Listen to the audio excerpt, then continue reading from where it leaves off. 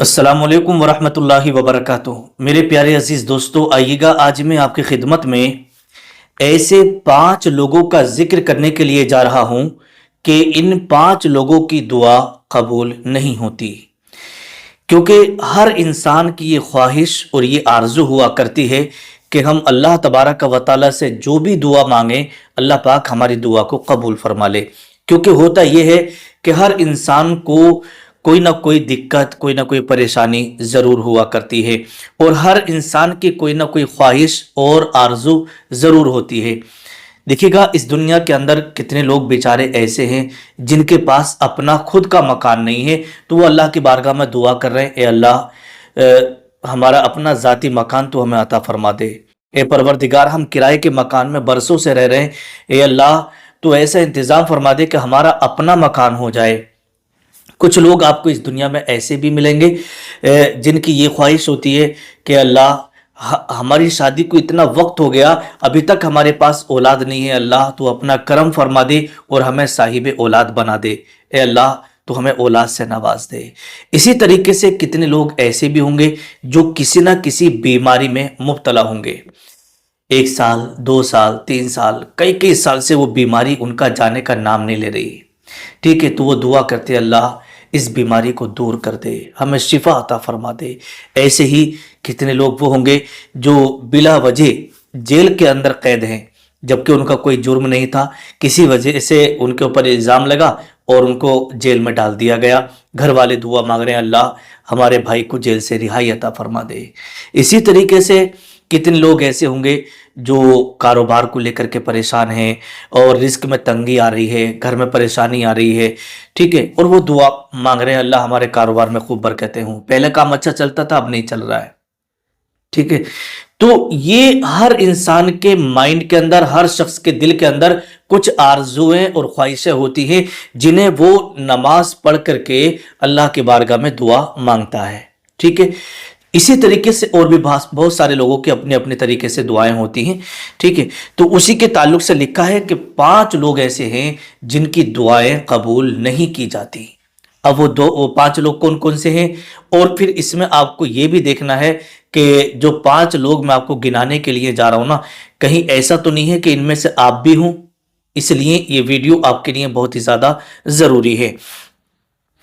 دیکھیے گا نمبر 1، پہلے شخص کا ذکر کیا گیا ہے حرام مال کھانے والا۔ اگر کوئی شخص حرام کماتا ہے، حرام کھاتا ہے، تو پھر وہ جتنا چاہے اتنی دعا مانگ لے اس کی دعا قبول نہیں کی جاتی۔ کیوں؟ اللہ تبارک و تعالیٰ نے ارشاد فرمایا کہ حلال کھاؤ اور حلال کماؤ، یا ایھا الذین آمنوا کلوا من طیبات ما رزقناکم، ٹھیک ہے۔ اور بہت ساری آیتوں کے اندر اس کا ذکر کیا گیا ہے کھانے پینے کے تعلق سے کہ تم حلال کماؤ، حلال کھاؤ، اور اگر آپ حرام آپ کما رہے ہیں اور حرام آپ کھا رہے ہیں تو حرام کمانے کھانے والے کی دعا کبھی قبول نہیں ہوتی، چاہے وہ جتنی بھی دعا مانگ لے، ٹھیک ہے۔ پہلا وہ شخص، تو آپ کو بھی غور کرنا ہے کہ ہم کہیں ایسا تو نہیں ہے کہ حرام کھا رہے ہوں، تو حرام سے بچنا ہے۔ نمبر 2، دوسرے نمبر پر آتا ہے قطع رحمی کرنے والا، قاطع الرحم جسے کہتے ہیں، تو قاطع الرحم کی بھی دعا قبول نہیں ہوتی۔ قاطع الرحم کسے بولتے ہیں وہ آپ ذرا سمجھ لیں۔ دیکھیے قاطع الرحم بولا جاتا ہے رشتہ داری کو توڑنے والا شخص، ٹھیک ہے، رشتہ داری کو ختم کرنے والا شخص۔ نہ جانے کتنے لوگ ایسے آپ کو ملیں گے، آپ کے بھی رشتہ داروں میں ہوں گے کہ انہوں نے آپ سے رشتہ داری ختم کر دی ہو، یا کچھ لوگ ایسے ہوتے ہیں کہ 2 لوگوں کی رشتہ داری اچھی چل رہی تھی اور کوئی تیسرا بیچ میں آیا اور اس نے آ کے دونوں کو جدا کرا دیا، دونوں میں آپس میں پھوٹ ڈلوا دی اور دونوں رشتہ داروں کو الگ الگ کرا دیا۔ تو رشتہ داری کو توڑنے والا شخص، توڑوانے والا شخص، تو ایسے شخص کی بھی دعا قبول نہیں ہوتی ہے، کیونکہ اس کو قاطع الرحم کہا جاتا ہے، ٹھیک ہے۔ یہ 2 لوگ ہو گئے۔ نمبر 3، تیسرے نمبر پر آتا ہے غفلت اور لاپرواہی سے کی جانے والی دعا، ٹھیک ہے۔ غفلت اور لاپرواہی کا مطلب آپ سمجھ لیں، بھئی آپ سب کچھ اچھا کر رہے ہیں، حرام سے بچے ہوئے، سب کاموں سے بچے ہوئے، لیکن اب آپ غفلت اور لاپرواہی سے بہت سارے لوگ دعا کیسے مانگتے ہیں. دیکھیے گا آپ مسجد میں گئے, جانے کے بعد میں آپ نے نماز پڑھ لی, 15 منٹ 20 منٹ آدھا گھنٹہ پون گھنٹہ جو بھی آپ کو نماز پڑھنے میں لگا, اور اس کے بعد پھر آپ نے جو ہے دعا مانگنا شروع کر دی.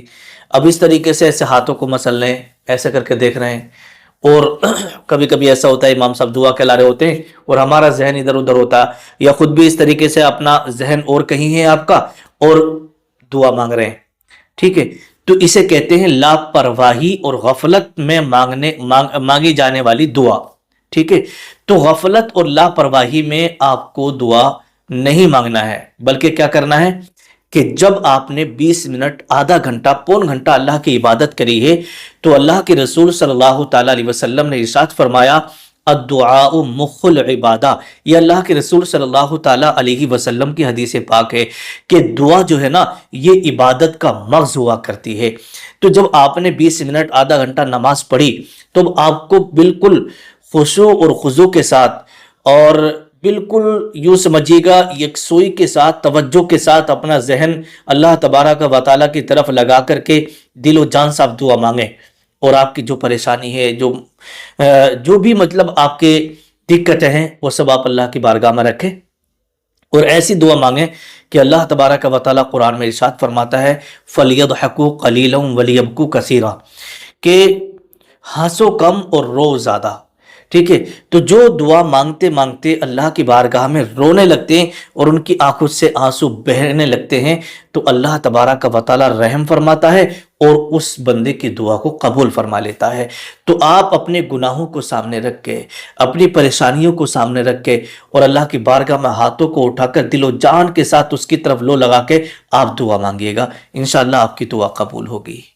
ٹھیک ہے, تو غفلت اور لاپرواہی میں مانگی جانے والی دعا اللہ کی بارگاہ میں قبول نہیں ہوتی ہے.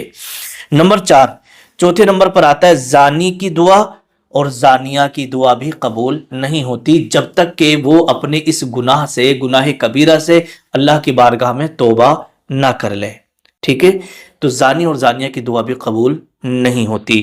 نمبر 5, 5ویں نمبر پر آتا ہے جو شخص امر بالمعروف اور نہی عن المنکر یعنی بھلائی کا حکم دیتے رہو اور برائی سے روکتے رہو.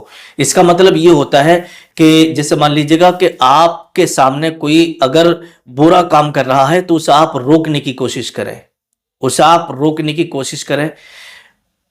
روکیں. اگر وہ نہیں رک رہا ہے تو پہلے تو زبان سے روکیں, پھر ہاتھوں سے روکیں. اگر وہ نہیں رکتا ہے تو پھر لاسٹ میں یہ ہے کہ آپ دل سے اسے برا جانیں. ٹھیک ہے, تو آپ اسے روکنے کی کوشش کریں. تو امر بالمعروف اور نہی عن المنکر کا یہی مسئلہ ہے. اور اگر کہا ہے کہ بھلائی کا حکم دیتے رہیں, لوگوں کو بھلائی کا حکم دے. جیسے مان لیجئے گا کوئی بیٹھا ہوا ہے, چلو نماز پڑھنے کے لیے چل رہے ہیں, ہے نا, اور کوئی کہیں پر بیٹھا ہوا ہے, کوئی غلط کام کر رہا ہے, تو اسے روکے کہ بھائی رک جاؤ, یہ آپ کو یہ کام نہیں کرنا یار, یہ کام کرو, اس سے آپ کو جو ہے یہ بھلائی کے کام ہیں اور اچھے کام ہیں, یہ برے کام مت کریے گا, آپ روکیے گا انہیں. تو یہی ہوتا ہے امر بالمعروف نہی عن المنکر, یعنی بھلائی کا حکم دیتے رہنا اور لوگوں کو برائیوں سے روکتے رہنا. یہ بھی ایک آپ کی ذمہ داری ہے, اس پر بھی آپ کو عمل کرنا ہے. اگر آپ اس پر عمل نہیں کرتے, اگر آپ کے سامنے کوئی برا کر رہا آپ کو کوئی فرق نہیں پڑتا, ہے نا, کوئی کتنا بھی برا کر رہا آپ کو کوئی فرق نہیں پڑتا, تو یوں سمجھیے گا کہ یہ بھی ایک جرم ہے. اگر آپ اس کو جتنی اللہ نے آپ کو استطاعت دی ہے اس کے مطابق آپ اسے روکیں. ٹھیک ہے, روکنے کی پوری کوشش کریں, سمجھ گئے. تو یہ ساری چیزیں ہوتی ہیں.